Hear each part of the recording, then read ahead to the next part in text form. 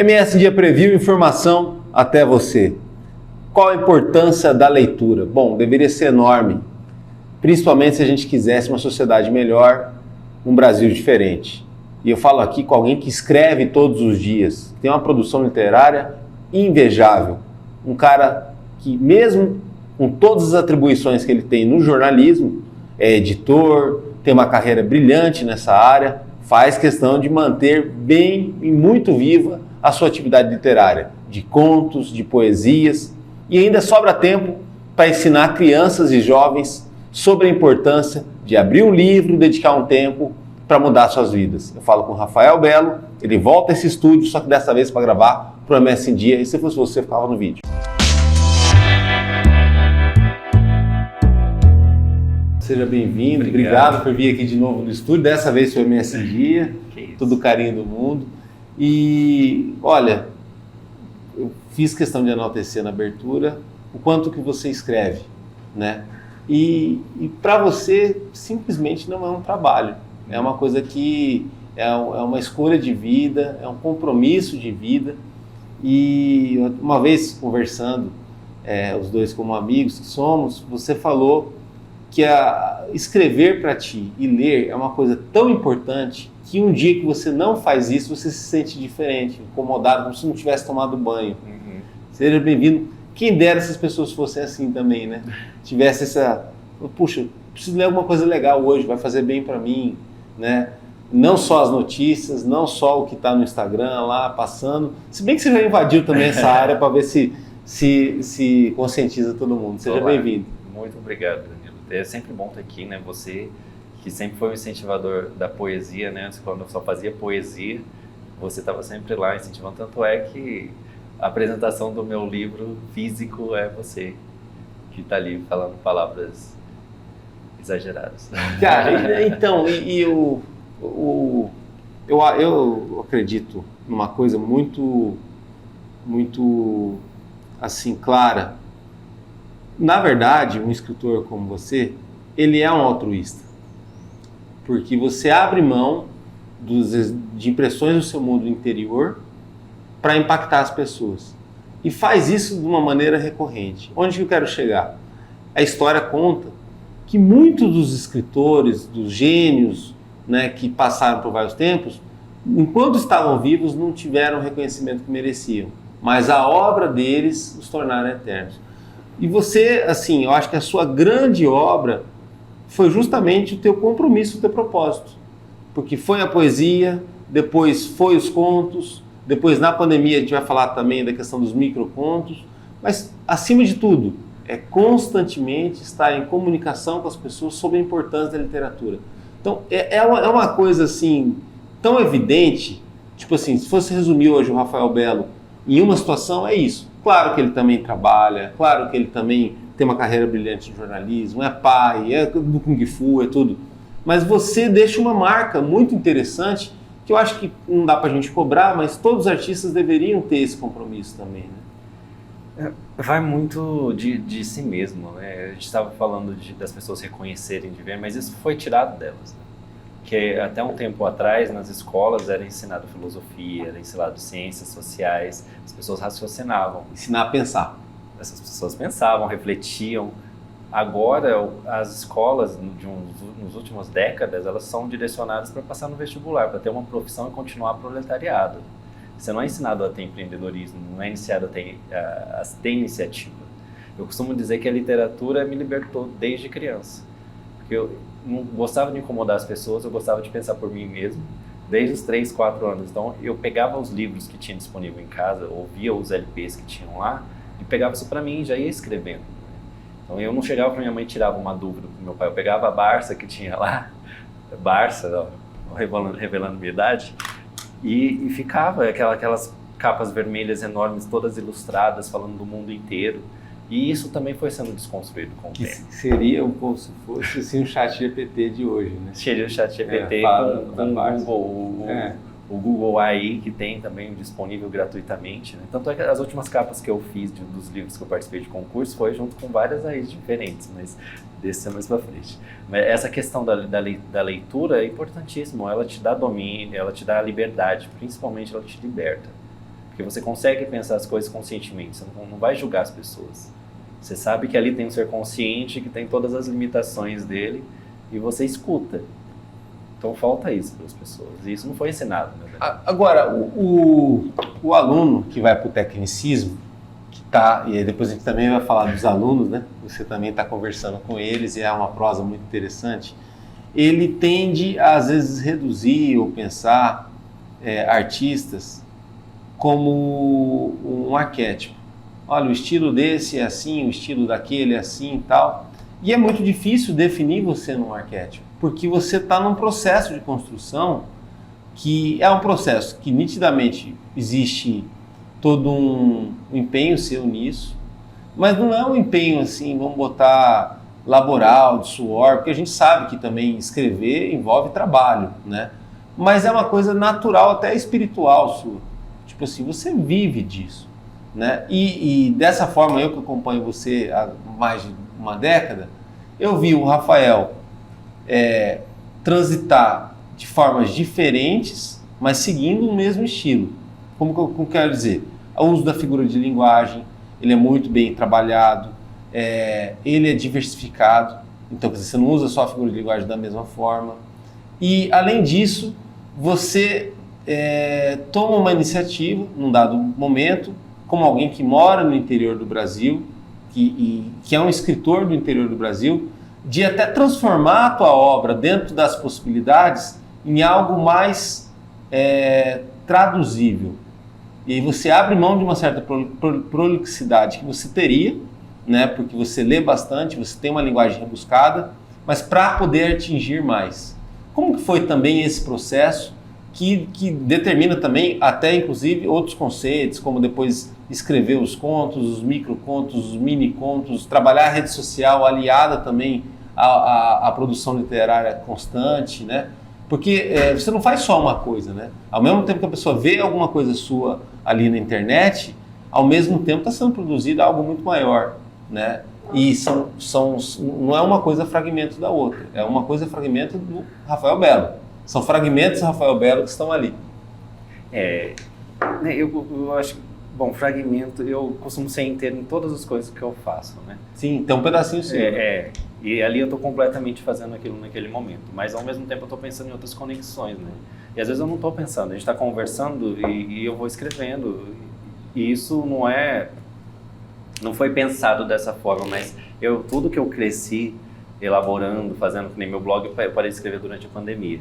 Eu construía ele para qualquer momento. Por exemplo, se você pedir para eu escrever alguma coisa agora sobre qualquer assunto, sobre qualquer tema, sobre qualquer segmento literário, eu escrevo para você e te entrego até o final da nossa conversa.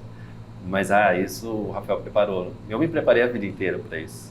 Eu não cheguei aqui e falei, bom, eu vou fazer assim. Não, eu sei o que vai dar certo ali, e se eu não sei, eu converso. Não, isso é fundamental, até para as pessoas entenderem melhor a tua obra. Eu recomendo o livro e inclusive acompanhar também você na rede social. Por quê? Porque cada um tem a sua matéria-prima. E a tua matéria-prima é a impressão do outro. Eu tenho pelo menos essa tipo assim, se eu fosse pensar uma definição, seria isso. Por exemplo, a gente tem, vamos botar alguém que ficou pop na internet, né, que é o Carpinejar. O Carpinejar, ele escolheu um mote, um tema, né, que é questão de bem-estar, de amor, amizade e tudo mais, e foi para essa linha. As pessoas começaram a procurar frases sobre isso, ele ficou famoso, depois foi para um programa de TV, e ali, né, ele vai dar editoriais nesse sentido, alguma coisa assim. No teu caso, não daria para fazer isso, por quê? Que nem você falou, você é quase que como se fosse um fotógrafo da realidade, só que em vez de sair uma foto, vai sair um texto, vai sair uma poesia, vai sair uma impressão, seja ela falada, seja ela escrita, seja ela transmitida num vídeo também, de qualquer forma. A questão é uma tradução da realidade com outra cor, com outro desenho, né? Respondendo o que você falou no começo, já emendando com o que você disse agora, quando eu comecei a escrever, eu gostava das palavras, eu gostava da sonoridade das palavras, né? Os angolanos fazem isso. A língua portuguesa é o amor da sua vida. A tua esposa tem que conviver com essa questão. A minha esposa pergunta tudo para mim. Qualquer coisa que ela vai escrever, ela pergunta. Então, mas eu aprendi muitas coisas de outras áreas por causa dela e de outras pessoas próximas, porque eu ajudava a fazer TCC, essas coisas, e então eu me tornei microespecialista em quase tudo também. Mas eu comecei a escrever com dicionário, porque eu queria entender aquelas palavras. Eu procurei não ler nada da poesia para não me influenciar por nenhum poeta antes de desenvolver a minha própria poesia. E eu escrevia com dicionário, eu pensava em várias palavras, eu ia procurar se existia no dicionário e para você traduzir alguma coisa que eu escrevia 100, 200, 300 coisas por dia, você tinha que pegar um dicionário para ler.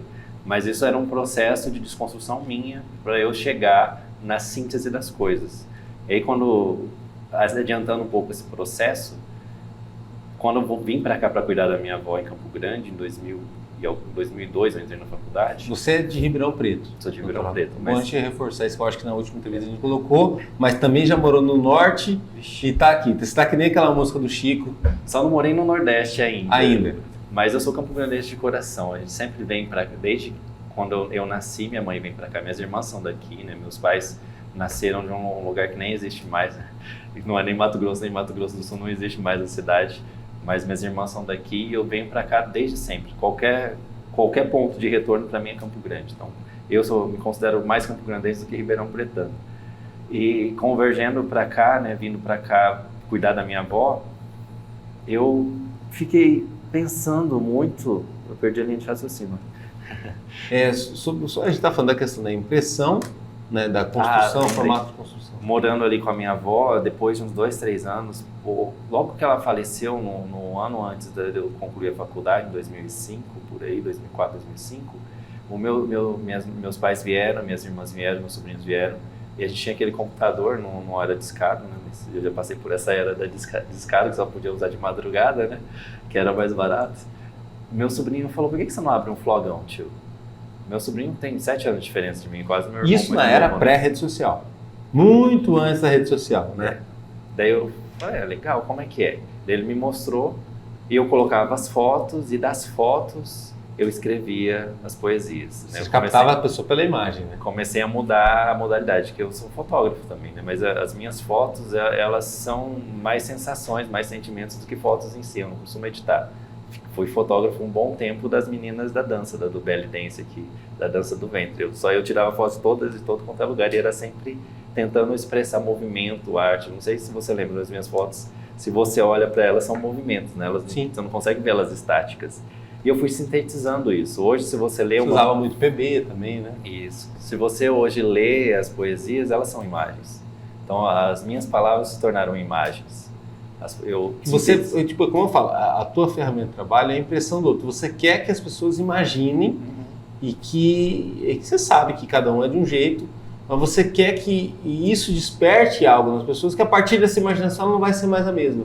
E antes tinha a foto e eu costumava dizer que eram 2 poesias. E hoje elas estão sintetizadas em uma só. Se você ver meu blog, que é Olhares do Avesso, do Blogspot, você via isso e ainda tinha o áudio. Eu gravava o áudio e gravava um vídeo. Ou seja, a obra está ali, né, de multiplataforma, de várias formas de fazer. A minha intenção, desde essa época, era dar acesso para as pessoas. Qualquer pessoa podia ver, ouvir, se não pudesse ver ou ouvir, conseguiria imaginar o que estava acontecendo ali. E a partir só no dia não dava para colocar em braille ainda, né? Olhares do Avesso, por exemplo, assim, quase clichê dizer que o artista não vive a sua realidade, né? Todo artista ele vive além da realidade, né? E graças a Deus é assim, porque a sociedade avançou nos últimos, vamos botar, 1000 anos dessa forma, né?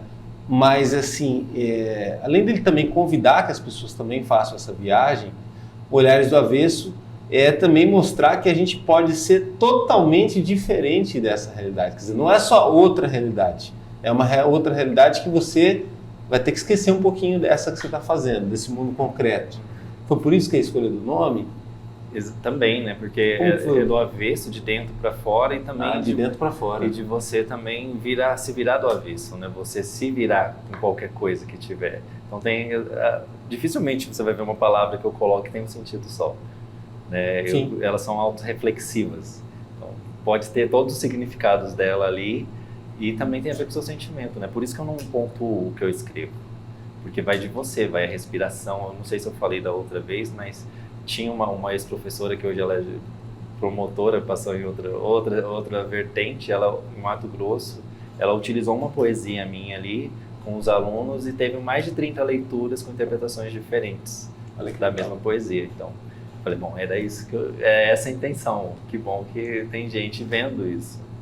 E por muito tempo eu mandei muito pelo WhatsApp. Olha, eu lembro uma vez que você mostrou uma poesia que tanto você vindo de cima para baixo, o texto de baixo para cima tinha sentidos também muito parecidos e tudo mais. Ou seja, Clarice fazia muito isso. É uma engenharia, né? Sim. E uma engenharia autoral, autêntica, quer dizer, não é espelhada em nada, né? Mas mesmo não sendo espelhado em nada, acredito que você tenha influências, né? Tanto regionais, quanto nacionais, como internacionais.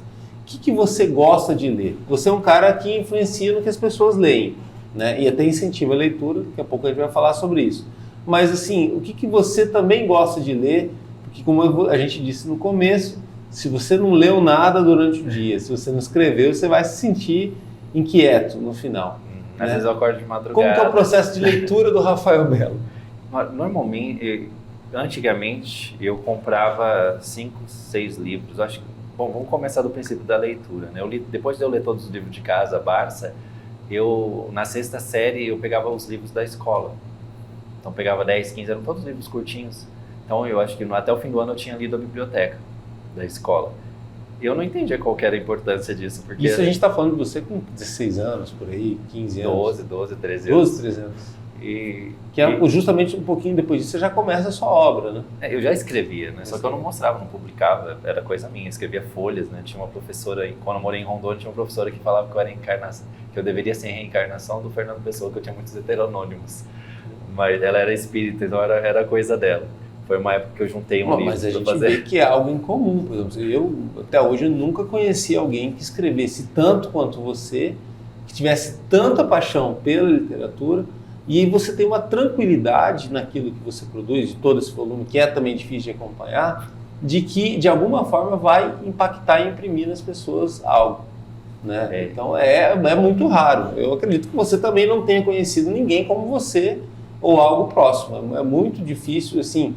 Você tem tanto a questão do que os escritores de antigamente tinham, né, que é volume, quantidade, obras que a gente muitas não são publicadas e tudo mais, mas você está adaptado à modernidade, né? Você, recentemente eu cheguei a ver também você indo para o vídeo e declamando poesia, né, colocando ali, quer dizer, transfigurando ela do que ela é só no papel ou ela está só na tela, ela também está em você.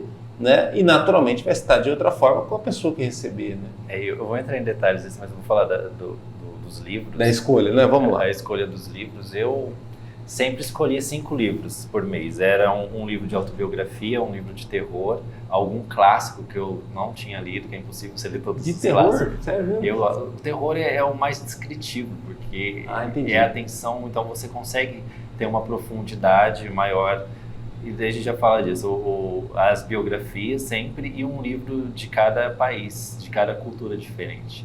Agora, na minha leitura, lá eu ganhei muitos livros. Tem livros da China, do Japão e livros do continente africano. Tem uns 3 ou 4 países diferentes lá que estão na minha lista de leitura. Eu gosto muito de ler Stephen King e o filho dele, o Joe Hill. Para mim, tem outros aí, mas eles são o ápice da literatura, né? O Joey consegue até passar o pai dele, não usa nem o sobrenome, mas ele já tem clássicos com poucos livros. O King é um monstro. Sim. No cinema também, vários filmes bons, né? Mas o livro é melhor sempre, né? O primeiro livro dele, que foi Carrie a Estranha, tinha jogado fora. Porque era uma tentativa dele, tudo aquilo tem a ver com o universo feminino, era uma tentativa dele de entender como que funcionava a menstruação da menina, a primeira menstruação, como que era o horror para a menina daquela primeira vez, quando não tinha uma orientação, quando tinha aquela questão religiosa em cima, pressionando. Sim. E quem ajudou ela foi a Tabata, né? A esposa dele, que é uma escritora também muito boa. Ele tem outro filho que escreve, ele divide algumas coisas. E ela que resgatou o livro e ajudou ele a concluir o livro. E foi a primeira vitória dele na literatura, foi Carrie Estranha. E que vira um hit, né, no cinema. Não. Famosíssimo, né? Marcou clássico, uma época, né? É clássico. E daí eu comecei a ler e também li muita coisa da área, né? Muitos relatos, desde do Truman, até Cidade de Deus, por exemplo. Cidade de Deus é fantástico. Se vocês assistiram o filme, vai sair o 2, inclusive, agora, né? Junto com o Alto da Compadecida 2 também, que é assim, excelente, que é tudo baseado na literatura nordestina, principalmente e ali da periférica de São Paulo. É fantástico o livro. Ele entra numa profundidade no cerne do sentimento das pessoas que estão ali ao relento, são invisíveis para a sociedade ou são simplesmente consideradas como bandido, de uma forma brutal. Tem coisa que não tinha nem como ser traduzida para o cinema, que ia ser censurada com certeza. As coisas e são coisas que aconteceram de fato. Assim como o Truman, só que o Truman sempre aumenta bastante. Mas são esses relatos. Eu busquei sintetizar isso em poesia. Né? Tudo que eu leio, eu transformo em poesia. Ah, sim. Ah, entendi. Nisso vem a influência, né? Porque é tipo assim, o Rafael de hoje para o Rafael de hoje. É aquela história do pão quente, né? Quando eu estou estudando, quando eu estou num curso ou aprendendo alguma coisa nova, eu faço poesia daquilo. Mas também não acontece da pessoa ver com certo delay a sua obra? Você produziu hoje, e aí o cara vai acabar vendo daqui a 6 meses, né? Parece aquele sinal de fumaça de satélite e tal, tudo mais. Mas aí ele tem a impressão, e muitas vezes ele vai ter a impressão daquele momento que ele leu, né? Não exatamente lá de trás. Dificilmente ele vai ter essa síntese e vai conseguir fazer essa conexão, a não ser que ele seja um leitor ou alguém que vê as notícias. Entendi. Porque é tudo muito efêmero, tudo muito rápido. Então, se você não está acompanhando o que está acontecendo no mundo, eu estou escrevendo uma obra onde os indígenas retomam o controle do planeta e a gente só fala Guarani, que o Kaiowá Guarani, como se fosse em inglês? E o homem branco está isolado. Olha eu dando spoiler de uma coisa que eu nem terminei de escrever. Eles dominaram a tecnologia chinesa, que hoje é dos lasers, né? Não sei se você viu, saiu uma notícia recentemente, que eles conseguiram dominar a arma quente do laser para funcionamento.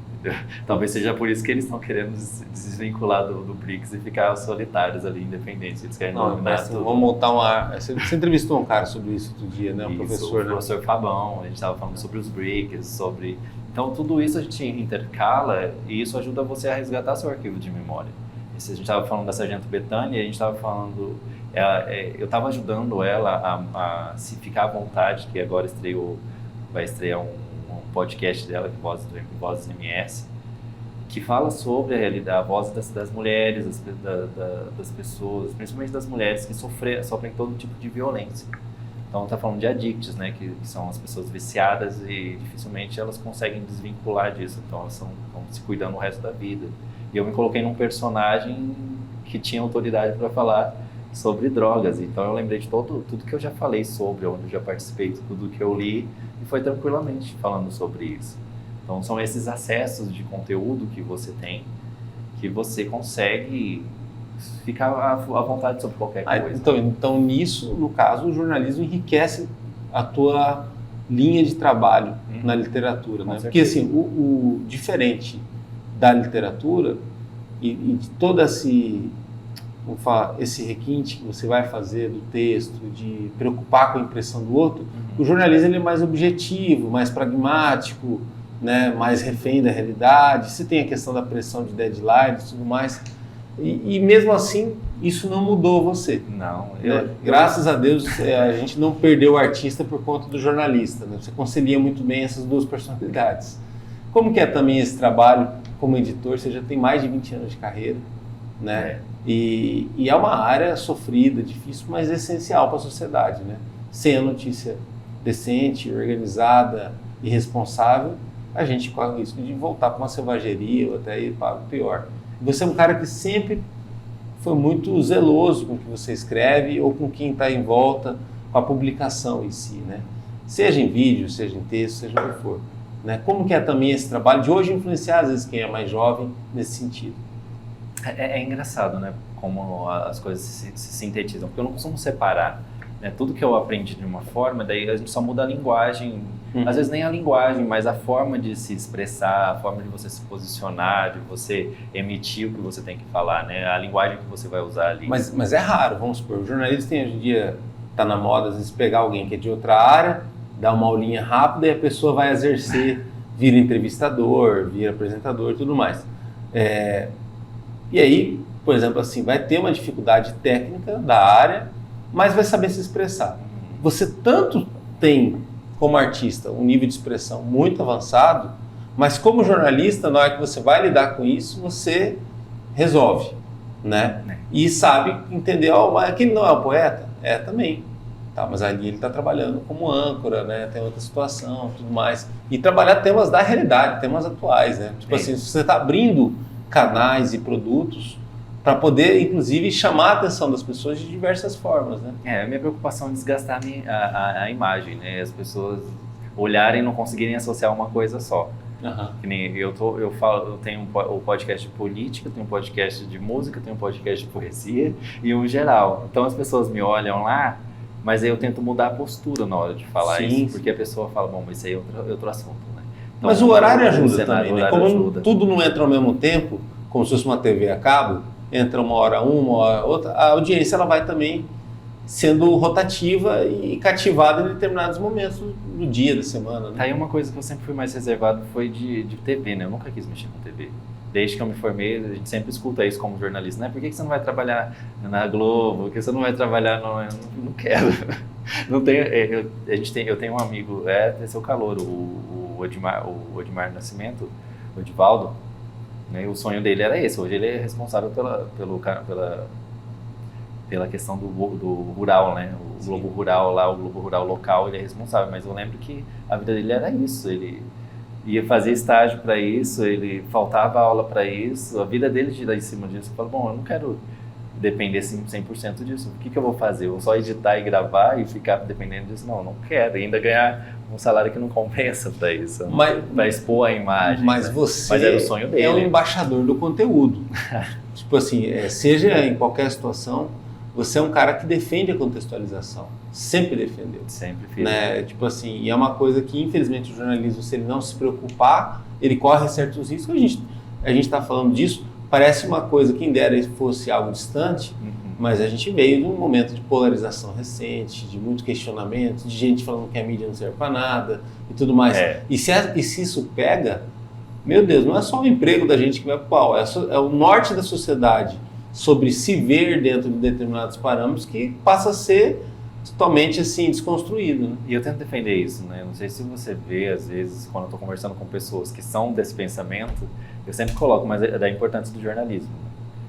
Que é óbvio que tem jornalistas e veículos, mas aí você vê pelo editorial, você não pode julgar um veículo pelo editorial. Eu sempre primo por ser uma coisa democrática, então você vai me ver falando com pessoas de esquerda, com pessoas de direita, com pessoas de centro, da mesma forma, indagando as mesmas coisas, falando as coisas que são mais apertadas e as coisas que são mais relacionadas a quem é essa pessoa. É porque não é só crítica, né, Rafa? Você consegue tanto, às vezes, colocar um patamar crítico, que é importante ter os questionamentos, mas também algo que é fundamental de reapresentação, tipo assim, vamos supor, de dar uma visão aberta, global, sobre o que é aquela pessoa e o contexto que a gente está falando. Porque do outro lado tem o público, né? O público precisa entender, se encaixar na situação. Porque às vezes o público nem sabe qual é a função do jornalismo. Qual é o assunto, né? E também qual é a função do jornalismo, né? A nossa função como jornalista... É um tradutor. É passar para a pessoa aquela informação e ela que vai tomar a decisão dela, não é a gente que vai tomar a decisão.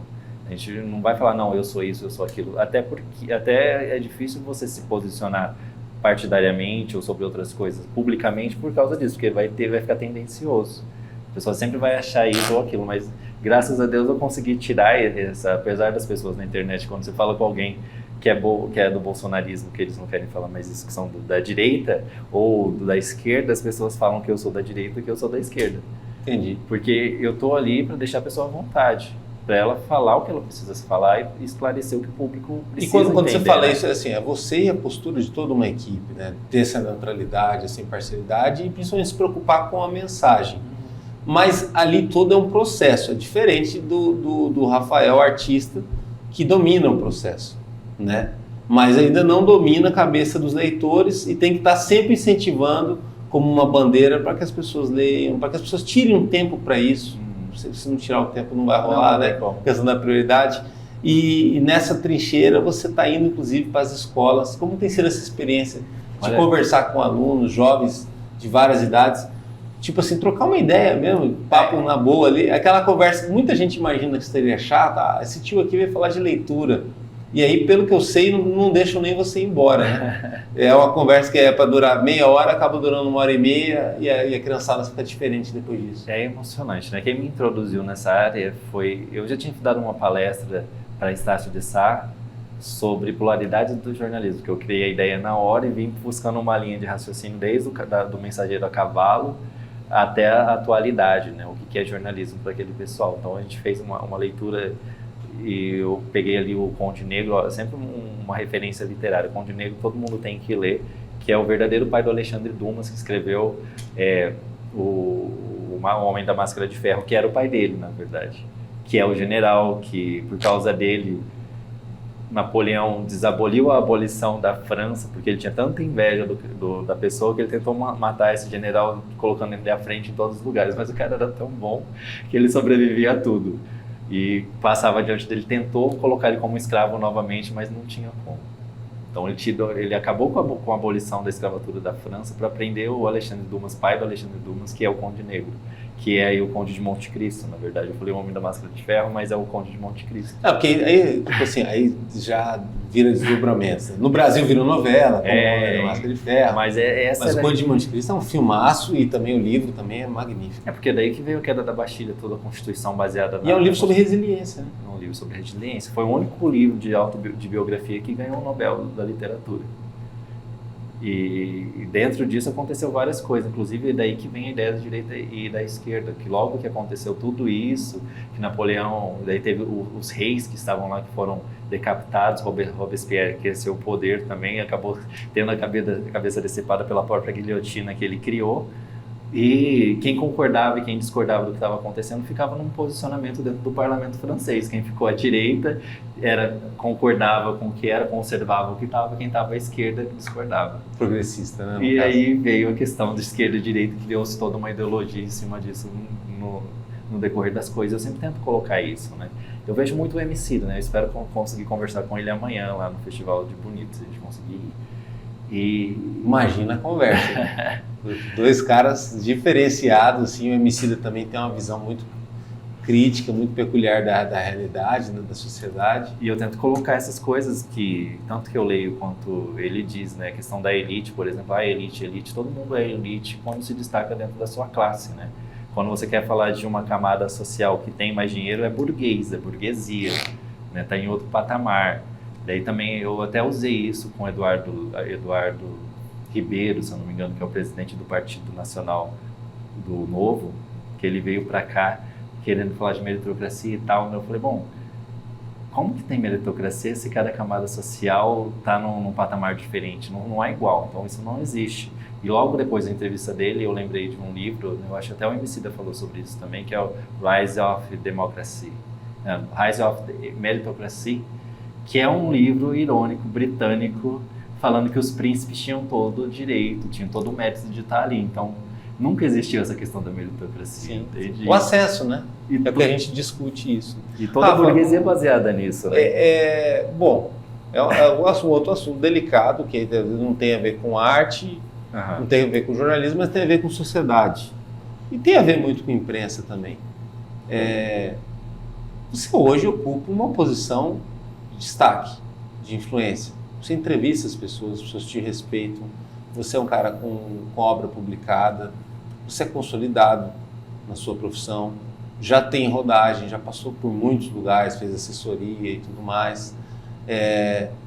E quando a pessoa chega nesse nível, né, que você está e não é de hoje, já faz um bom tempo, é importante, eu acredito, ela deixar um recado, né? E você tem, da sua forma, colocado, olha, gente, vamos ler.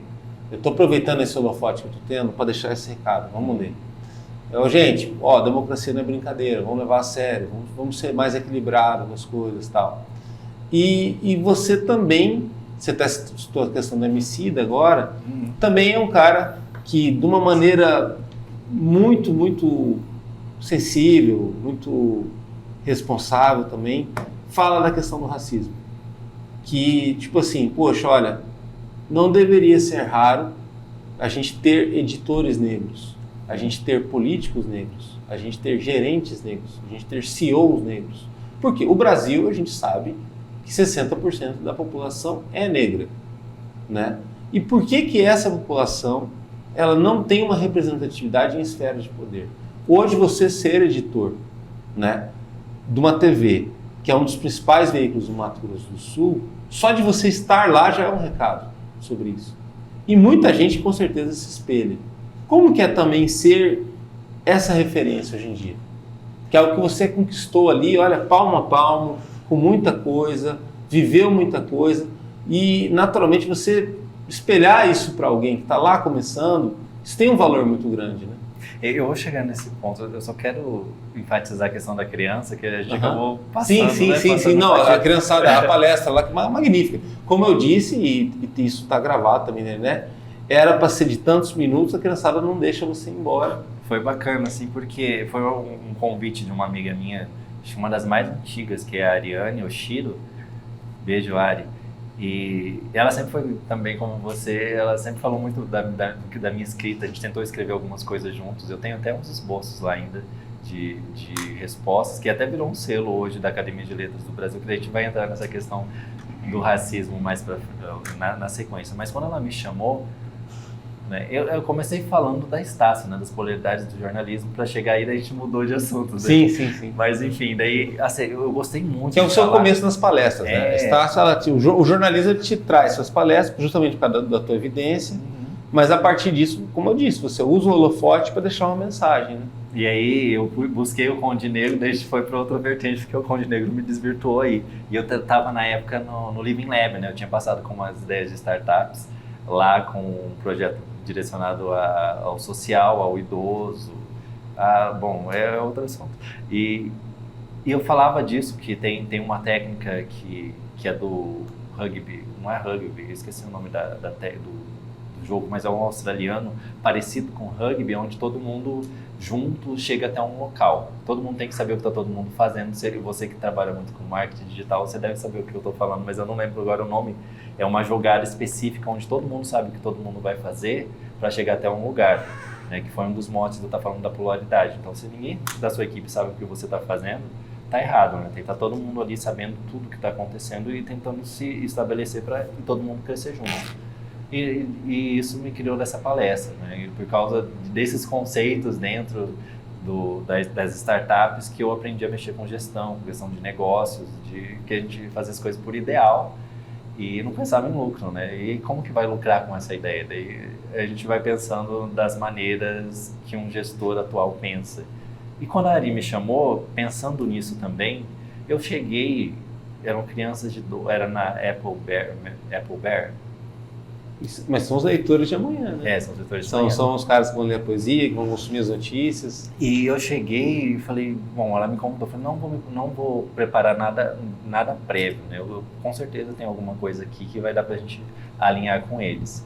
E eu cheguei lá com aquelas crianças de 11, 12 anos, todas atentas, eram umas 10, 15, não eram muitas crianças na sala, não lembro se era isso, se era um pouco mais. Mas eu fui conversando com cada uma delas, perguntando para elas o que elas achavam da literatura, o que elas pensavam da influência da leitura, o que elas tinham lido. E teve uma que falou para mim, minha mãe falou que que minha letra é muito feia, e eu gosto de escrever. Eu olhei para ela e falei, bom, você conhece caderno de caligrafia? Você pode usar um caderno de caligrafia, mas hoje eu escrevo tudo no celular, basicamente. Eu tenho meus cadernos, então você pode escrever no seu celular que não vai ter letra feia para ninguém. Verdade. Daí a gente vai pensando como que os próprios não pais... Não deixa escrever, né? Os próprios pais, eles travam a criança, eles bloqueiam a possibilidade dela ser criativa, dela usar a imaginação dela para as outras coisas, e aí que vai segmentando a arte também, né? Não, isso aqui é para entretenimento, isso aqui é para diversão, mas não, tá tudo misturado. A arte, ela existe para você pensar, né? Para você refletir sobre uma coisa fora daquele local que você está acostumado a ver, fora da rotina, fora do cotidiano. E eu fui conversando com as crianças, perguntando para elas, e fui fazendo um link que eu já tinha feito. Graças a Deus, durante a pandemia, a gente começou o podcast de poesia, foi um mês depois que a minha bebê nasceu, que está com 2 anos e pouco agora, 2 anos, nós estamos em agosto, 2 anos e 5 meses, 2 anos e 5 meses, foi em março que eu lancei em 2002, 2021, durante a pandemia, todo mundo de máscara conversando. E eu falei com o Menescal, que se você não conhece o Menescal, ele que é o criador da batida da Bossa Nova, tem 84 anos, hoje não, hoje ele já está com 86. E aquela batida, ele me conta a história, aquilo foi incrível, uma pessoa super acessível. Mas para mim mais incrível ainda foi falar com o Pedro Bandeira. Porque o Pedro Bandeira, eu li toda a coleção dele, como eu falei, na sexta série.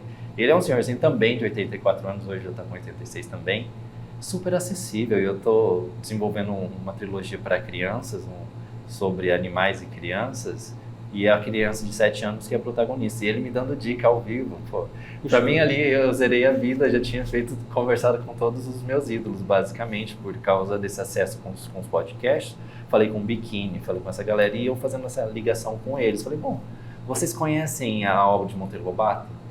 E eu pensei comigo, se eu estivesse numa escola pública, infelizmente as crianças não teriam acesso a Monteiro Lobato, não teriam acesso a Pedro Bandeira, e elas sabiam daquilo. E eu conversando com elas, não, você falou com Pedro Bandeira, elas todas exaltadas e falando. Daí eu fui explicando a obra de Monteiro Lobato para elas e falando sobre isso, e a gente foi conversando, eu fui enredando sobre isso, não é? E todas elas entusiasmadas, foram todo mundo perguntando, todo mundo interagindo, participando, e eu fui montando a conversa aí em cima disso, que era sobre influência, sobre a importância da literatura e também sobre a importância de respeitar uns aos outros, que parecia que estava acontecendo uma situação de bullying por ali. Sério? Também. Até nisso você teve que interferir? Ou seja, ler também vai ajudar que você respeite melhor alguém, né? É o que você falou no começo, que coisa. E tudo se encaixou. Porque eles passam a se relacionar contigo, né? Tá tendo a palestra, você vira brother de todo mundo, conta-se os problemas e as dúvidas também, né?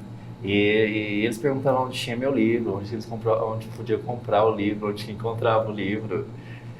E eu pensando como isso é carente para as crianças das escolas públicas, né? E até das próprias escolas privadas, que aquela ali não era bem uma escola direcionada para isso, é uma escola bilíngue de origem canadense, Maple Bear, eu acho que é isso, Maple Bear, e tem uma outra influência, né? Então você imagina numa escola privada ou numa escola pública que todo o interesse daqueles professores não é nem passar o conhecimento, mas é fazer eles passarem no vestibular e levar o nome da escola. Sim. Olha o quanto que se perde aí, daí chega na faculdade, chega numa interação, quantas crianças, quantos adolescentes, quantos jovens vão mudando de curso porque não se encontraram ali. Porque não foi dada a oportunidade deles de refletir em nenhum momento da vida deles. É só estudar para passar no vestibular, para ter uma profissão e ganhar dinheiro. Então, por exemplo, estar ali, e uma coisa que vai muito do seu caráter, aproveitar sempre a oportunidade, o holofote, para deixar um recado importante que gera uma reflexão, mostra também isso. Você foi falar de bullying, foi falar não só da importância de leitura, mas também de respeito e tudo mais. Trazendo de novo para a questão da representatividade que você tem hoje. Como que é também exercer isso? Porque é um poder que a vida te deu, mas a vida te deu porque você lutou muito por isso, você batalhou muito por isso. Assim, eu tinha rejeitado várias vezes participar de academias, de união de escritores e tal. Não só porque eu pensava muito em Machado de Assis, né? Que se você não sabe, Machado de Assis era negro e ele que criou a Academia de Letras do Brasil, né? Academia Brasileira de Letras, ele é o fundador. Considerado o maior da história, né? Inclusive, claro que é muito relativo, né? Mas eu já não sei como que era a relação dele, não tem um relato muito específico sobre isso, mas você vê em Lima Barreto que ele não falava da representatividade, ele não falava que ele era representante dos negros. Lima Barreto tinha um ódio mortal dele, porque ele era negro, ele era rejeitado e as pessoas não respeitavam a obra dele. Né? Triste Fim de Policarpo Quaresma, por exemplo, você vai ver muitas coisas dele. Ele é uma pessoa muito amargurada e tinha eugenia sendo empregada naquela época. Tem até uma peça. Foi quando eu fui para a Flip, tive a oportunidade de conhecer o Lázaro Ramos, falar da minha literatura com ele, e ele estava lançando o livro dele sobre questão racial também, sobre como sobre minha pele, né? Eu não me lembro do livro, mas eu tenho lá em casa. E falando sobre a Flip, era sobre isso, que era a Feira Literária de Paraty. E eu tive essa oportunidade de falar com ele, de ver a negritude em destaque lá, que agora, recentemente, na Feira Literária de Bonito, onde eu estive lá, falando sobre sobrevivências junto com outras mulheres negras, eu era o bendito fruto ali, falando sobre isso, falando como foi difícil eu sofrer racismo na minha vida, porque eu já tinha um conhecimento, uma base de posicionamento que dificultava as pessoas querendo dialogar comigo sobre o assunto. Então eu era meio um ser estranho ali, então não tinha muito espaço para sofrer. É como que aquela coisa assim, ó, você é bem sucedido, você não passa por isso, você não sabe o que é isso. Mas na verdade você sabe, porque você já passou de várias formas. Né? E aí o que aconteceu? Quando eu recebi da Nina Sarti o convite de participar da Academia de Letras do Brasil Seccional Campo Grande, e eu pensei melhor, porque ali eu já estava dentro do podcast, já era responsável pela TV ali no jornal, e eu pensei, bom, eu vou estar representando muita gente aqui. E tinha uma cadeira vaga, se eu não me engano é a cadeira 45. E eu falei, não, tem que ser Tia Eva, o nome dessa cadeira. Porque as pessoas não conhecem Tia Eva. Tia Eva, José Antônio Pereira só chegou em Campo Grande. Isso que eu ia falar, é uma das fundadoras, né? Quem construiu Campo Grande e é totalmente relegada a uma rua de Campo Grande é a Tia Eva. A Tia Eva veio de Goiás em busca da educação, porque ela ouvia muito, ela era escrava, ela ouvia muito dos viajantes, das pessoas que passavam por Goiás. Se eu não me engano é Tocantins hoje, né? Foi antes da divisão, então, né, naquela época. E a gente ainda não sabe, eu quero resgatar isso. Lá tem quilombos, né? Tem muito dessa parte ali. E ela conseguiu a alforria, pagando a alforria dela, e ela veio para Campo Grande, que ela soube que era uma cidade pujante, uma cidade que estava em evolução, uma crescente, para educar as filhas dela aqui. E chegando aqui, ela tinha muitas funções. Ela era curandeira, então ela conhecia muito de ervas, de plantas, e ajudava as pessoas a melhorarem. Ela fazia partos, então ela era parteira também, ela era costureira, ela construía as roupas e também era consultora, ela ouvia as pessoas, aconselhava as pessoas. E toda aquela região da Tia Eva, aquela região... Isso a gente fala de uma população que está se construindo, né? Está aumentando cada vez mais, e aí ela vai se consolidando como uma referência. Né? Na verdade, ela teve o contrário, porque ela teve um reconhecimento, mas toda aquela região da UCDB, aquela região como que chamam os bairros lá? Eu esqueci o nome. Santa Emília, tem também... Puxa vida. Bom, todos aqueles bairros ali eram dela. Ela comprou todos aqueles terrenos.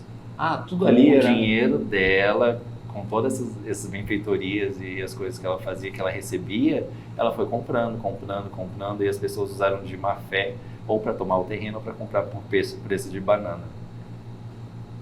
Então toda aquela região era dela. Ela basicamente é a fundadora de Campo Grande. E dentro disso, quando eu aceitei, eu falei, não, tem que chamar Tia Eva essa cadeira, porque daí ninguém vai esquecer da Tia Eva, ela vai virar uma imortal também. E aí a gente fez, e foi bem bacana. Eu faço parte da Academia de Letras do Brasil, hoje também faço parte do coletivo Tarja Preta, que a gente vai estar lançando um livro agora em dezembro, que é o Tarja Preta 2. São 32 poetas de Campo Grande que participam. Vai vir numa caixinha, vai ter bula lá dentro, estou até dando spoiler, nem sei se eu posso. Mas enfim, e a gente vai falando sobre essas coisas, porque é necessário. Daí, na época, o BBB introduziu os negros lá dentro como um mote de audiência, não como um mote de bandeira racial mesmo. E acabou invertendo, porque não tinha como, querendo ou não, as pessoas passaram a discutir aquilo. Eu chamei a Romilda Pisani para falar sobre o assunto, daí um dia, quando a Keliana era responsável lá, eu falei, por que a gente não cria um podcast para isso, que é a questão de pele? E você vê a influência que isso acontece. Que é importante estar se discutindo permanentemente o tema, que nem a gente fala da questão da tua obra, para que, tipo assim, o assunto está aqui, você tem que estar de olho nisso, acompanhando, porque foram séculos que as coisas estiveram distorcidas. Então, se a gente não tivesse compromisso agora, vai ser difícil vencer um legado tão grande de séculos, né? E aí, a questão de pele entrou em vigor. Muito legal. Também está aí com quase 2 anos. E a Romilda, que é presidente do Fórum Permanente de Questões Negras no Estado, também se expandiu com isso. O que aconteceu? Essa novela recente da Globo, Fogo e Paixão... E você está falando questão de pele 2000, pandemia, né? Também 2021. na pandemia, foi tudo no mesmo período. Também tinha a Sarinha, a querida Sarinha, que criou o Mãozinha Amiga lá, que também para acessibilidade, né? E a gente foi crescendo com isso, e como a gente está falando mais da questão racial, então a questão de pele, ele tomou corpo, né? E chegou até o Terra e Paixão, porque toda essa novela que a gente vê hoje, ela teve a consultoria da Romilda. Olha que legal. Quase ninguém Começou a ser falou gravado isso. aqui no Mato Grosso do Sul. Foi começar a ser gravado aqui, ela teve consultoria dela, ela deu orientação para Tony Ramos, para toda aquela galera lá, sobre a origem dos negros aqui do estado, que é afro-indígena, falou sobre isso e a leitura obrigatória, o vídeo obrigatório deles para assistir era o Questão de Pele, para eles entenderem toda a questão racial daqui. Entende a importância disso? Então, não importa a intenção deles lá, mas eles foram obrigados a pensarem de outras formas Sim. na relação do negro no Mato Grosso do Sul e no Brasil, por causa desse podcast que a Romilda apresenta. E isso vai criando outros desdobramentos, né? Sim. E com isso a gente vai estudando mais. E outra, valoriza muito a marca do jornal, né? O 2020, se eu não me engano, o jornalista hoje falecido, Richard, ele teve também um podcast nesse sentido. Ele é sempre lembrado lá. E um menino muito bom também, acabou não dando sequência no projeto. Depois você retomar de uma forma mais ampla, também muito bom, importantíssimo. E é nítido que por você ter uma marca daqui do tamanho que é o Jornal Estado, associado a essas questões, valoriza muito mais. Porque as pessoas não querem só consumir, pagar R$1, sei lá quanto que é o jornal impresso, e levar para casa e pronto, ler e já era, vai usar para lavar carro e tudo mais. As pessoas fazem relacionamento com marcas. E aí nisso vai todo o cuidado que existe hoje para uma diagramação incrível, para também ter o desdobramento no audiovisual contigo e também o site, e tá se levando uma mensagem para a sociedade. Isso é fundamental. E assim, é uma luta que ela não acaba num dia, né? Ela tem que ser permanente. E isso que você faz, essa oportunidade que você dá de pensar, de construir junto, é o que deixa um recado assim claro para as pessoas. Gente, vamos pensar, vamos refletir, né? E novos artistas, principalmente escritores, eles dependem de coragem, né? Porque a coragem às vezes não vai estar no que eles vão estar fazendo, na leitura. Acho que tem até uma poesia de ontem que fala disso. Eu vou ler as coisas aqui depois eu quero até que você leia. E muitas vezes a coragem a gente testa ela no momento do não, no momento da dificuldade. Uma vez a gente conversou, eu perguntei por curiosidade, e as editoras, Rafa, como que é? Porque todo mundo fala que a editora é uma coisa chata, às vezes é um charme também deixar o escritor no sereno, receber o material e demorar para responder, ou mexer demais no material para publicar, ou publicar, mas publicar numa escala pequena. Então, elas também têm uma culpa muito grande do brasileiro não ler, né? Bom, demorou, né? Mas assim, você inclusive era uma pessoa que me cobrava muito isso. E daí eu pensei, bom, tá na hora, né? Estão me cobrando muito. Eu mandava muito pelo WhatsApp, eu parei de fazer do primeiro livro, né? A dificuldade que é publicar o primeiro livro. O primeiro livro foi ou até receber uma resposta, né? Que o duro é isso também. Às vezes você mandar, você conversar com alguém e você não ter a resposta. Acontece isso com muita gente que... Acontece, escreveu, mas às vezes é que a editora não quer deixar a pessoa ruim. Que às vezes a gente tem que reconhecer que a gente acha às vezes que escreve bem e não escreve. A gente acha que fala bem, às vezes não fala. O começo, né? Você fala, o começo é o começo. Mas às vezes não é o seu negócio mesmo e você tem que mudar a direção porque não tá dando, entendeu? E tem que ter alguém para falar isso para você. E às vezes a editora não tem coragem de falar que sua obra não tá boa. Às vezes ela tá boa, mas a editora não tem interesse, ou hoje é difícil você publicar as coisas. A gente falando nisso, a editora também é difícil ela sobreviver nesse mercado, né? Porque não dá para saber se é aquela questão da Tostines, né?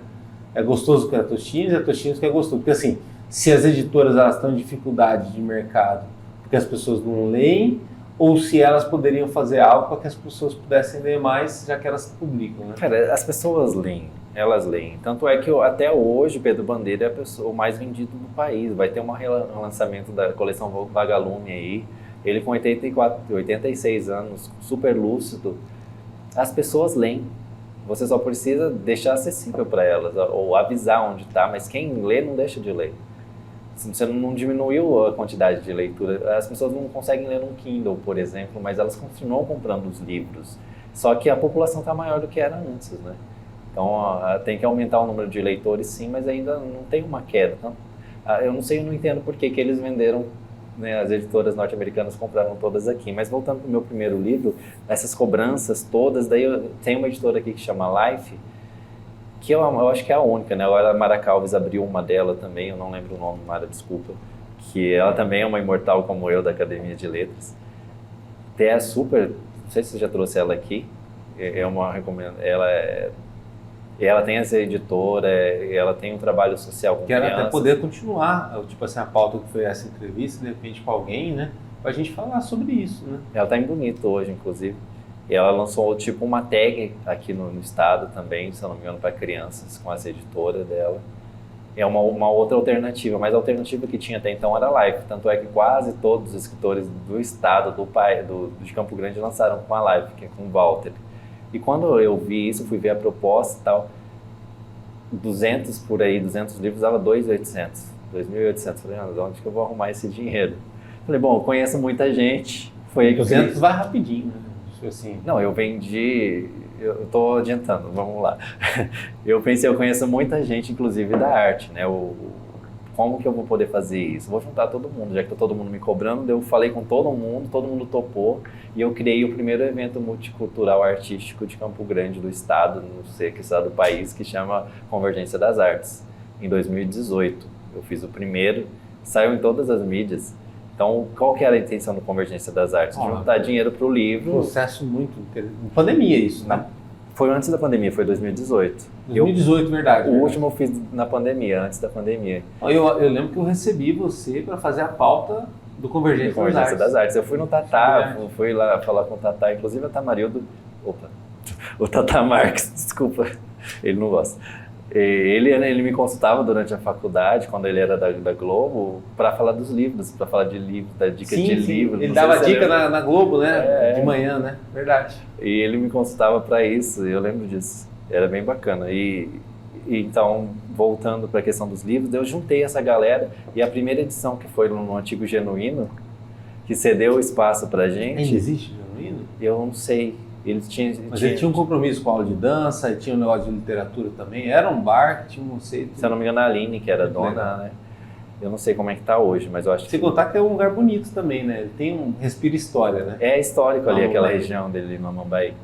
E foi lá, ela cedeu o lugar, super topou a ideia, né? Eu acho que ninguém tinha feito isso ainda, então tinha lá dança, tinha teatro, tinha as danças específicas, tinha dança do ventre, tinha dança de salão, o poeta, palhaço, tudo que eu consegui juntar nessa primeira edição estava presente. Era pipoca, era de graça.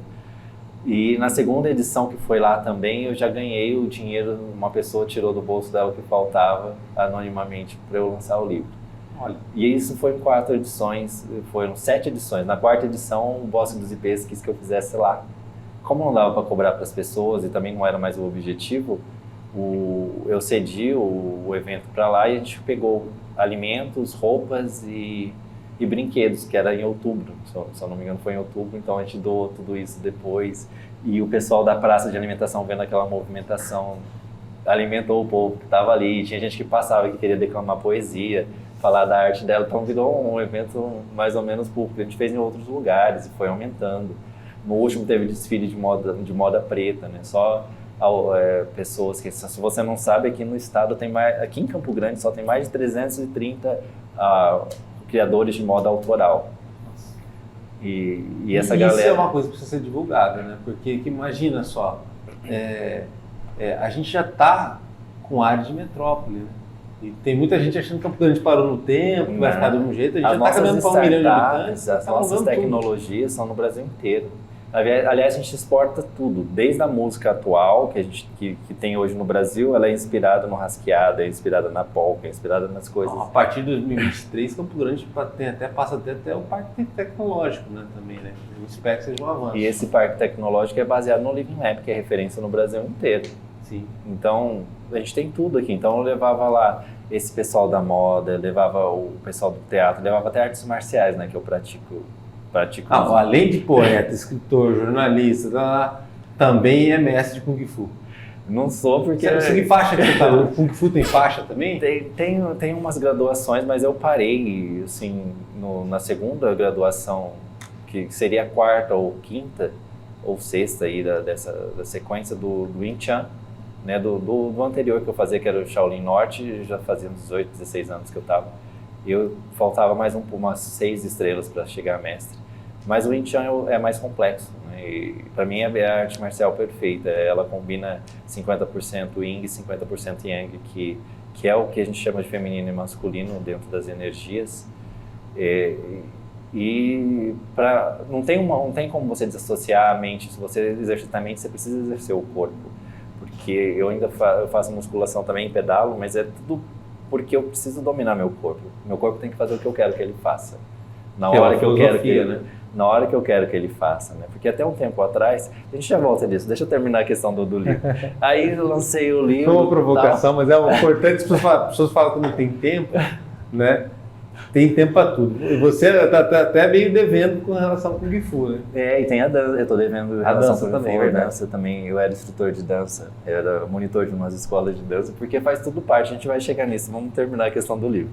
Aí eu lancei o livro no meu aniversário. Quem escreveu uma das orelhas foi o queridíssimo o Geraldo Espíndola, escreveu uma orelha, o Danilo tem a apresentação do livro. Quem falou sobre, aliás, a apresentação sobre o autor, né? A apresentação sobre o livro é a queridíssima doutora Ana Berardelli, que sempre vê minhas obras. Ela é especialista na área, ela sempre me dá umas dicas e eu vou melhorando minha literatura também com essa leitura dela. Ela está lendo um conto que eu lancei na Amazon, que é o Impacto Esquecido. São 15 páginas lá, que estou participando de um concurso lá, que a gente vai entrar nesses assuntos daqui a pouco também. E aí o livro saiu, eu lancei no meu aniversário e foi outra convergência, né? Foi numa cafeteria que fechou, que era ali no Antônio Maria Coelho, lá em cima, lembra? Numa esquina. França? Não. França Café. Foi no França Café? O França Café. E era perto da maternidade ali. Não foi à toa, né? Lá Hoje virou uma pizzaria, né? Além de ser um bom lugar, era gratuito para você fazer o evento de lançamento de livro lá. E daí foi Pedro Espíndola, foi Chicão Castro, foi o Gustavo... Não, o Gustavo não foi, que na época ele estava brigado com o Chicão, ele acabou não indo. O Gustavo Vargas e... É um monstro hoje no marketing digital, né? Estuda bastante, né? Investe o Nando Dutra, que era da Soul de Bra, que hoje está com outro nome a banda, desculpa Nando, eu não lembro o nome da sua banda hoje. Mas foi um show, porque daí o Pedro começou a tocar as músicas dele, o Chicão começou a tocar as músicas, daí eles ficaram tocando, foi muito bacana.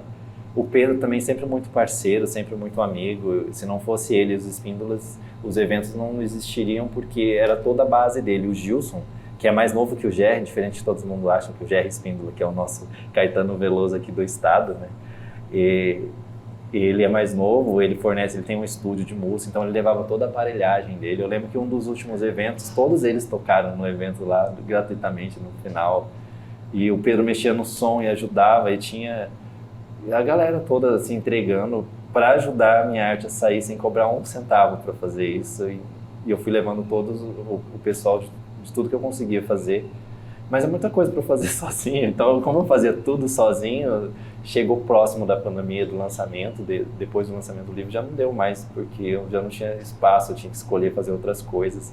Eu criei uns editais para fazer com eles, mas também não tive tempo de ir para a burocracia, para mexer com a burocracia dos editais para entrar com ele. E aí acabou surgindo aí o Campão Cultural, que é basicamente uma cópia do Um evento influenciou no outro, né? Não sei se é bem influência, porque o Romero e o João Mato Grosso, eles receberam um projeto quando eu trabalhava na Câmara, né? Eles tinham esse projeto lá, eles conheciam o projeto, nunca incentivaram, mas sempre falavam alguma coisa, nunca deram R$1. Mas eles tinham noção, eles tinham um projeto com eles, inclusive o outro, que é um para as escolas, que eu criei também. E esse Campão Cultural, inclusive, a gente criou um evento que chama Campão. Campão Cultural, que foi para o Roscovo, com a casa nova, com a casa... Esqueci o nome do pessoal que era responsável lá, desculpa gente, não estou lembrando o nome de vocês, mas eles me consultaram como eu já fazia esses eventos para a gente fazer e levar a galera lá, então teve oficina, o Febraro foi o pessoal do teatro, e a gente fez o Campão Cultural que tinha uma gampa de tereré como símbolo que a gente escolheu, e depois de um tempo a gente viu começar a crescer o público, daí a gente descobriu que o governo estava fazendo esse evento com esse nome. Nossa Senhora. Mas enfim, é bom que está pagando as pessoas, e que era onde eu iria chegar com o evento se tivesse dado continuidade, mas então está pagando as pessoas, está tudo certo. E esse evento, ele é político de Estado ou de governo? se for de É estadual, Estado, é estadual. não, política de Estado eu falo no sentido de ser permanente. É. Vai ter todos os anos, está garantido? Olha, tava... ou não? Trocou o governador, tal, aí já vai mudar a história. Então, até ano passado estava tendo, né, que o Mato Grosso era o responsável pela pasta, que também mexia com a diversidade, né? Então ele era responsável pela diversidade. O Romero, que sempre teve um UAU excelentíssimo lá na região dele, que também é da arte, ele é jornalista, é doutor em jornalismo. Fiz curso de oratória com ele, foi ex-vereador. Ele que comandava isso e tinha vários eventos durante um ano. Agora esse ano não teve nenhum, né? Nós estamos em agosto, não teve isso nenhum. que eu tô falando, tá esquisito E o isso. governo não mudou, né? O governo não mudou, só substituiu ali Trocou as o colega, peças. né? Trocou o primo lá e tal. Eu não sei. Mas assim, esse é o risco, né? Vai passando o tempo, de repente, um projeto que até foi legal, deu super certo, ele não tem continuidade, né? A cultura sofre com isso. Né? Sofre com isso, porque né, a gente sempre teve as praças aqui, inclusive uma das questões, a gente vai falar da gratuidade da cultura e da racialidade no próximo tópico, para dar continuidade, mas era isso. Então o livro saiu por causa disso. No meu aniversário eu vendi 100.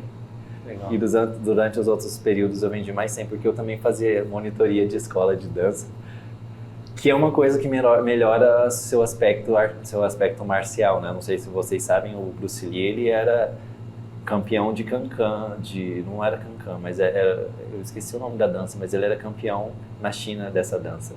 Tem até uma série que mostra ele, que melhorava a consciência corporal. A dança ajuda muito a melhorar a consciência corporal. Mas no teu caso é muita preocupação com a mente. Também. Você sempre quer a tua mente legal, tua mente bem, para que, tipo assim, a questão da literatura não tenha nenhum obstáculo, nenhum problema. Se o seu corpo está bem, sua mente está bem. Né? Agora, se sua mente está bem, seu corpo está mal, sua mente não está bem. Não tem como. Porque acaba sofrendo estafa, você cansa mais fácil, seu cérebro oxigena menos. Então eu ia falar dos antigos gregos, porque eu tive esse vício de achar que a filosofia tinha nascido na Grécia. Mas a gente sabe que não, né? Ela foi roubada dos egípcios. Que até eu falo muito isso, inclusive nos podcasts de política, quando eles vêm falando dessa situação, que o celeiro do mundo antigo era o Egito. Que inclusive não era o nome do Egito, né? Até um tempo era Kemet, que Kemet significa literalmente terra preta. E toda a filosofia surgiu dali, porque se você for pensar conscientemente, refletir sobre a Grécia, não teve tempo da Grécia refletir sobre coisa nenhuma, ela sempre esteve em guerra. Verdade. Para você ter uma filosofia, você precisa de tempo, você precisa de reflexão, você precisa de paz. De uma estabilidade, né? E de estabilidade. A Grécia nunca teve paz, nunca teve estabilidade. E se você for buscar historicamente, tem muitos filósofos ali que nem existiram, não tem origem, não tem nada, você não sabe nada deles. Aí você vê alguns que existem... Seria alter ego de alguém, né? Você fala? Não, seria inexistente mesmo, não existe. É uma literatura que foi forjada. Ah, entendi. Porque o legado egípcio, ele foi... Todas essas ideias que a gente fala, eu falava muito de Anaxágora de Clausômenos, quando falavam de Lavoisier, que na natureza nada se perde, nada se cria, tudo se transforma. Essa existia 5.000 anos antes dos socráticos, dos pré-socráticos, que eu considerava, e até falei muito sobre isso, do Anaxágora de Clausômenos. Mas não tem nem comprovação da existência dessa criatura. E as citações que tem deles, todos eles foram para o Egito, né, que é a antiga Kemet, estudar a filosofia egípcia, e depois voltaram. Aí quando Alexandre o Grande, que por acaso ele era tutelado pelo Aristóteles, né, que é aí da trinca do Sócrates, Platão e Aristóteles, que eu chamava de SPA na faculdade, SPA da mente, o Aristóteles, ele era o tutor do Alexandre o Grande, que foi o maior conquistador de todos, depois de Gengis Khan, né, que todo mundo tem um gene de Gengis Khan. Ele veio logo Alexandre o Grande. E o Aristóteles, ele fez o quê? Eles destruíram a Alexandria, a Biblioteca de Alexandria, que era o maior armazenamento de cultura, de conhecimento antigo. E o que eles fizeram com esse conhecimento? Passaram para a Grécia. Eles dominaram, pegaram os papiros e levaram para a Grécia. E distribuíram entre os chegados de Aristóteles. Sim. E ali... Porque aquilo que a gente volta a falar da questão da elite, né? Que daí conceito relativo de elite. Eu vou chegar nesse assunto justamente por causa disso. O que acontece? Que daí eles desconstroem o Egito que eles dominaram, acabaram com o Egito, que era o celeiro do mundo. Acabou tudo no Egito. O Egito ficou pobre e ficou branco, porque a Europa invadiu. Tanto é que hoje tem muito racismo no Egito. Inclusive a série da Netflix que fala de... falam África branca, né? Argélia, Egito e Líbia, né? Porque tem dominação europeia. Quando a Netflix lançou a Cleópatra, o Egito jurava de pé junto que a Cleópatra não era negra. É impossível, né? A descendência ptolomaica era toda negra, que foi a dominação da Cleópatra até o fim, né? Sim. Então, enfim. E dentro disso, dessa dominação da Alexandria, se vem a questão racial, porque teve um apagamento negro, da história negra, e se passou a acreditar que a Grécia era a mãe intelectual do mundo, que é mentira. Que influencia a Itália, né? Que determina tudo que a gente faz hoje, da escrita à linguagem. Influencia todo o racismo a partir daí, porque a partir do momento que você tira a cultura... Você anula, né? Você anula a cultura de um povo, você anula o conhecimento de um povo, como que esse povo vai alegar alguma coisa se ele não existe, entendeu? E aí, óbvio que até hoje a Igreja Católica não assumiu a questão racial, que é culpa dela, né? Todo mundo escravizava em nome da Igreja Católica. Sim.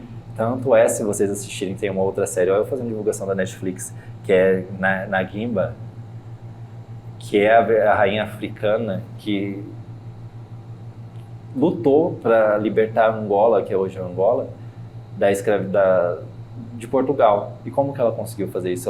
Ela pensou, como que eu vou fazer isso? Vou falar com um padre, vou falar com um bispo aqui. Só que eles queriam em troca tantos escravos. Vocês não vão escravizar meu povo mais. Então ela sofreu, daí ela descobriu que quem mandava era o Papa.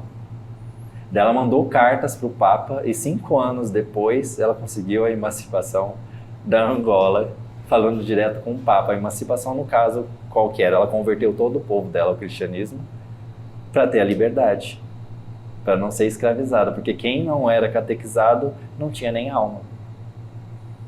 E por isso podia ser escravizado, né? E por isso podia ser escravizado, era um animal.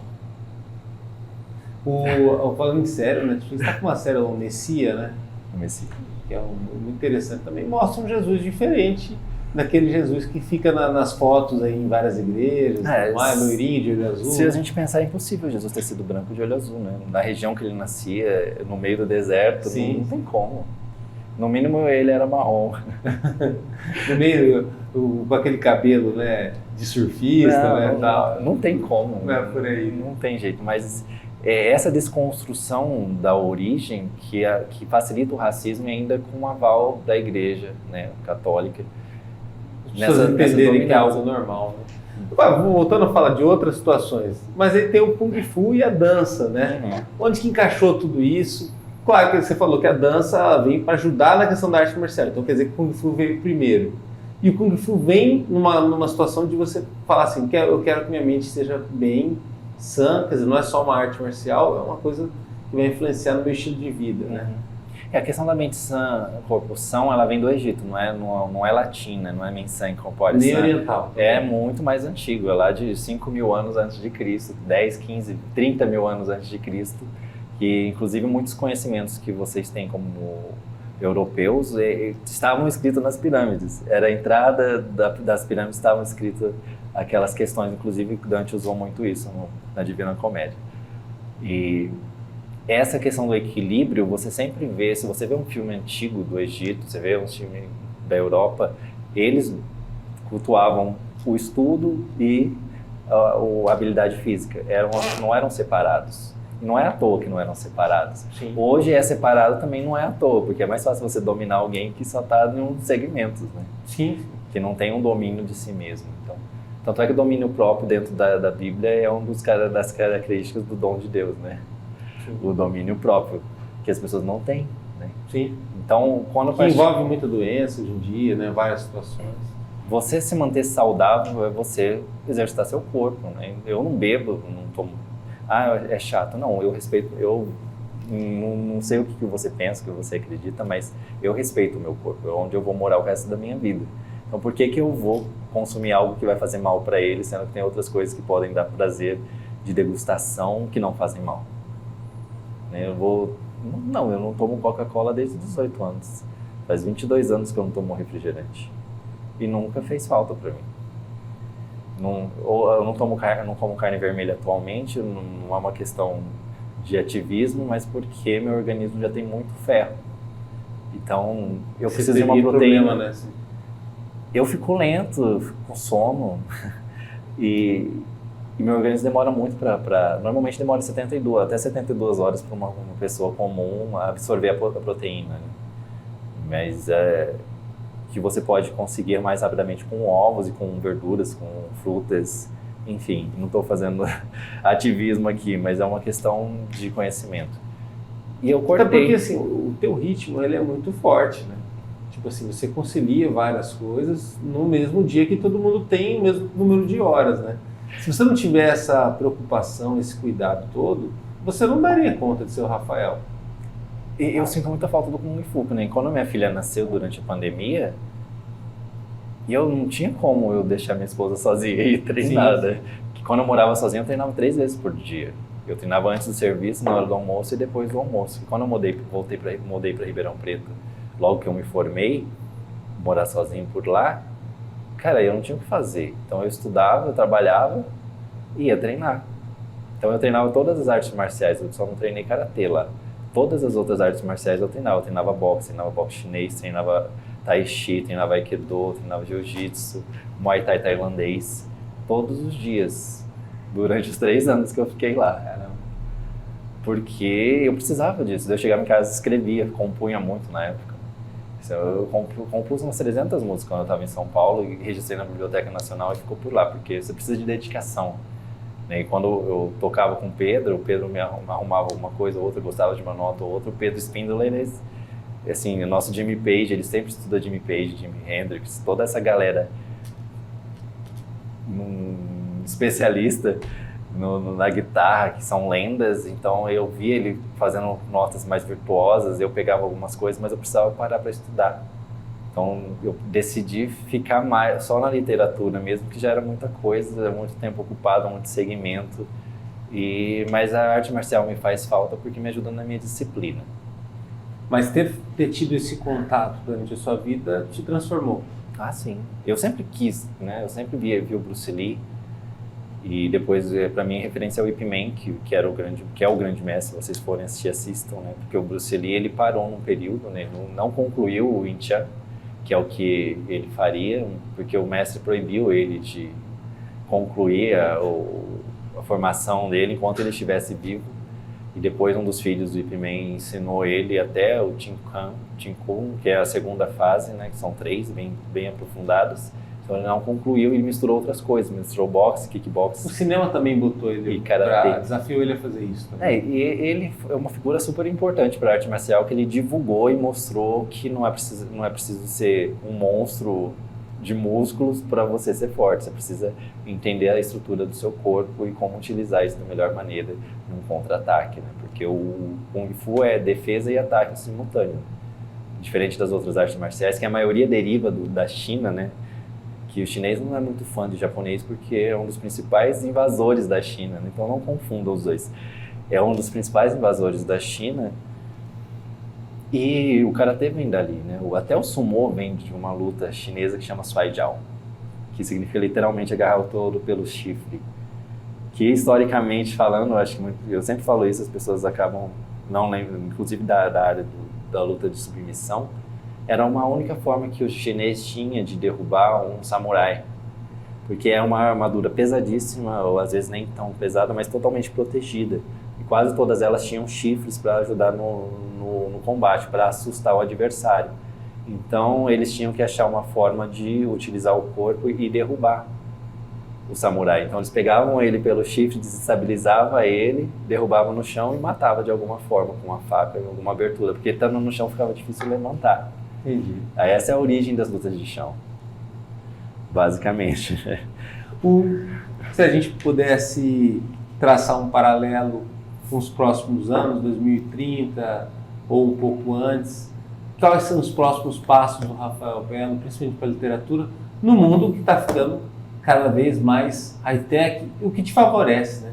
Quanto mais a inteligência artificial avançar, mais vão ver que é difícil uma figura como você ser copiada ou ser buscada. Mas agora também seria interessante usar isso a seu favor, né?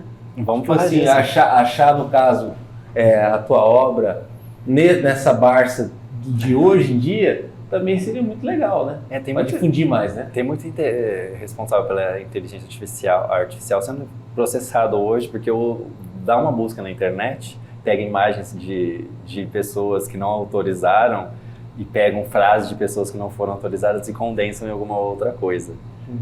Né? Então, ela não cria alguma coisa que não exista, a inteligência artificial. Ela parte de uma coisa que está num banco de dados enorme que ela tem. Então, quanto mais acesso que esse algoritmo tenha ao conhecimento que está exposto, que está digitalizado, mais inteligente ela fica. Quanto mais ela vai interagindo com você, mais ela vai compreendendo algumas coisas. Mas o sentimento, ela mesma diz que não é possível, ela não consegue traduzir um sentimento. Ela não consegue dizer qual que é eu acho que até um exemplo que muita gente usa da bola, né? A criança ganhou uma bola, para ela é uma bola, mas qual que é o sentimento de ter uma bola? Verdade. Qual que é a emoção de ter uma bola? Qual o significado de uma bola para o brasileiro, né? Qual o tipo de bola que é, né? Então, ela sabe tecnicamente, ela sabe lendo alguma coisa, né? Codificando aquilo que está espalhado na internet. Mas isso ainda pode avançar para ela conseguir decifrar isso aí? Porque Ela pode depende de decifrar, ser abastecido, né? mas jamais ela vai ter uma sinapse ou uma emoção desconexa de sentidos opostos ou contraditórios. Porque ela vai entrar em crise existencial, né? Entendi. Porque ela é feita de lógica. A partir do momento que ela precisa de emoção e de uma sinapse que conecta uma palavra com um cheiro, ou um sentimento, ou um impacto com um odor que lembra sua avó, que lembra uma comida, não vai fazer isso. Como que ela vai fazer isso? Assim como a poesia, no processo de criação é daquilo que você vive, né? Mas hoje já é possível, usando o ChatGPT, achar conteúdo do Olhares do Avesso? Provavelmente, porque tem conexões, né? Tem muita gente que cita, que comenta, que utiliza e fala que viu, que pergunta se foi para a pessoa. É que nem a dança, né? A dança... Tem isso também, né? O que eu falar, da pessoa perguntar se você escreveu para ela ou entender que isso aqui é tão... É o que eu estava pensando hoje. Isso eu acho que seja uma satisfação enorme para ti, né? Isso é o melhor elogio que tem, né? É a pessoa perguntar se foi feito para ela, se você estava seguindo ela, né? Que é, obviamente, uma brincadeira da pessoa, mas significa que além de impactar para a pessoa, significou muito para ela. É o melhor comentário, é o melhor elogio que tem para um artista, independente de qual segmento que ele seja, é isso, a pessoa se apropriar daquilo, né? E fazer um sentido para ela. Né? Que é quando ele leva adiante, né? Uma coisa que eu sempre falei é que se faz sentido, se faz sentido, faz sentido, né? Então, não importa Se faz sentir, faz sentido. Não importa o raciocínio daquilo, mas se você está sentindo aquilo, tem algum significado para você. Uma hora você vai descobrir o que é. Então, é que nem a dança, né? A dança é importantíssima porque é você sugerindo para outra pessoa um passo adiante em conjunto com você, se ela vai concordar fazer isso ou não. Então, não é você impor, que nem era antigamente, você pega não sei onde e empurra. Não é só uma coordenação de movimento, né? Você sugere para a né? pessoa, você faz uma sinergia, você sugere, a pessoa aceita ou não, e vocês vão fluindo junto com a canção, né? Que não é só a batida, que daí você divide o som da bateria, o som do violino, do saxofone, o som da sanfona, ou o silêncio, ou a voz, a melodia. Então você pode segmentar a sua dança dentro daquilo tudo. Não é só você ouvir e sair se chacoalhando, não. Tem o significado. Rafa, obrigado. Valeu. Parabéns aí por tudo. E o que eu posso te desejar, bicho, é que você siga aquilo que você é, porque só sendo aquilo que você é já é muita coisa para poder transformar muitas situações que precisam ser transformadas, né? Você perguntou dos livros, atualmente participei de vários concursos. No fim de semana, assim, eu participei de 10. Olha só. Tô fazendo alguns livros para os próximos que tem aí. Tem uma da Evaristo Conceição, então estou escrevendo sobre várias coisas. Um dos temas que eu estou mexendo, eu fiz um predisposto sobre a Bíblia, fiz uma leitura bíblica dali e criei vários personagens que vão sair logo, provavelmente na Amazon até dia 31. Vou escrever um romance de 20 páginas agora, esse fim de semana. Eu não comecei ainda, mas eu tenho as ideias em um conto de 10. E tenho escrito microcontos todos os dias junto com as poesias, né? Tem esse do Impacto Esquecido que eu falei. Tem um de 30 páginas que chama Eco do Tempo, que foi lido inclusive na abertura do Sobrevivências lá na FLIB, né? Que a Romilda leu para as pessoas negras, que eu tinha escrito na noite anterior. Depois eu li o que eu escrevi durante a conversa, né? Que eu também tenho esse conceito de escrever durante o bate-papo. Registrar aquela impressão, né? Então é engraçado que as pessoas da área mesmo, elas se surpreendem com isso. Para mim é comum, mas é legal ver a surpresa delas sobre o assunto. Não, mas não é qualquer coisa que você escreve. Eu falei, mas não é do nada também, tem toda essa conexão que a gente falou. Se você quiser, eu dou uma lida aqui em algumas poesias. Claro. Com Essas certeza. poesias são de ontem, né? Eu escrevi na sequência 5 microcontos e 5 poesias. Essa aqui vai muito do que a gente estava falando, da condensação da imagem e da palavra. Essa aqui chama De Rua. Dormia em pleno meio-dia, roupas pretas rasgadas, poucos pertences de travesseiro, pés descalços também pretos, encolhido na sombra do lado de fora da porta, na calçada da Rua Liberdade, em frente à casa vazia. Quer dizer, ele sem rumo, sem condição, ali na frente do imóvel, que às vezes está abandonado, né? Quer dizer, o destino dele sendo traçado pelo também destino do outro. Uma forma violenta, no caso, drástica. Esse é um microconto. E aí eu fiz uma poesia, fiz várias, mas eu vou, para não ficar extenso, eu vou ler a poesia sobre isso, que tem 5 poesias aqui e 5 microcontos. Chama Mendigo. Um corpo jogado, dado como morto pelo Estado. A mente chapada, projetada para sobreviver. Quantos vazios há entre eu e você? Será que há onde cair neste morrer? Ou este existir, sombra do poder, é projeção de viver? Existir, sobreviver. Obrigado, irmão. Eu que agradeço. Parabéns. Maravilhoso. Olha, você é um cara que você tem que estar em constante aparição, exposição, justamente para a gente poder ter acesso a esse tipo de situação de conteúdo. Obrigadão. Eu que agradeço. E acompanha nosso trabalho no www.msindia.com.br. Lá no YouTube tem os cortes, as entrevistas completas e também muita coisa nas redes sociais, no Facebook e no Instagram do MS Dia. Até a próxima.